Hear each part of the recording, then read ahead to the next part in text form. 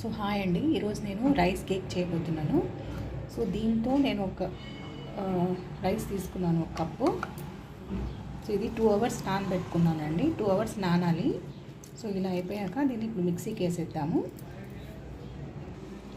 So ఈ రైస్లో 2 ఇలాచీలు వేసుకోవాలి.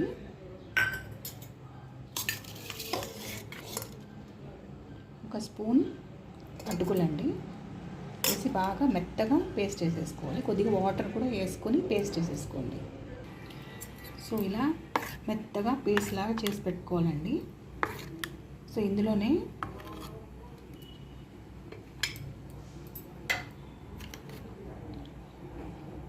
బేకింగ్ సోడా,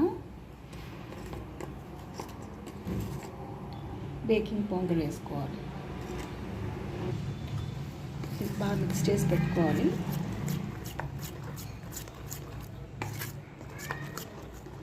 సో ఇదే కప్పుతో నేను బియ్యం తీసుకున్నాను. దీంతో 1.5 కప్పు బెల్లం తీసుకోవాలండి. సో ఆల్రెడీ నేను 1.5 కప్పు బెల్లం తీసుకున్నాను. సో ఇది మనం కరిగిచ్చేంత వరకు స్టవ్ మీద పెట్టి ఇచ్చేద్దాం. సో ఇందులోనే ఒక 1/2 కప్ వాటర్ వేసేసి కరిగిచ్చేద్దాం. కరిగినాక ఫిల్టర్ చేసి ఈ పేస్ట్లో వేసేసుకోవాలి.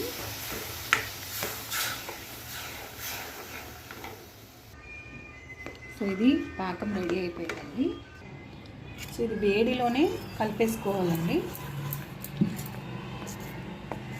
ఫిల్టర్ చేసి వేసుకోవాలి.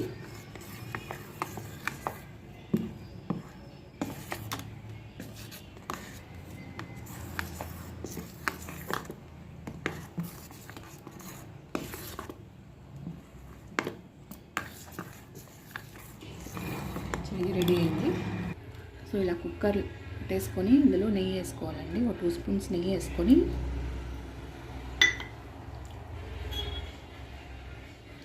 నేను బాదాం తీసుకుంటాను. మీరు కావాలంటే జీడిపప్పు అయినా తీసుకోవచ్చు. కొద్దిగా వేగాక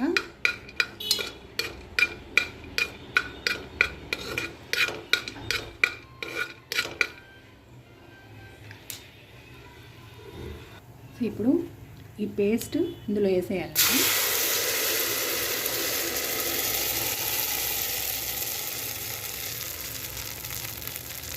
సిమ్ చేసేసుకోండి. సో దీనిపైనే కొద్దిగా బాదం ఇలా వేసేసుకోవాలి. ఇలా మూత మూసి పెట్టేసుకోవాలి. ఒక 1/2 hour పడుతుందండి. సిమ్ చేసి పెట్టేసుకోండి. ఓపెన్ చేసి చూస్తామండి. 1/2 hour అయింది. టూత్ పిక్తో ఇలా ఒకసారి చూస్తే ఇది రెడీ అయిపోయిందండి. ఆఫ్ చేసేసి చల్లగా అయ్యాక తీస్తాము.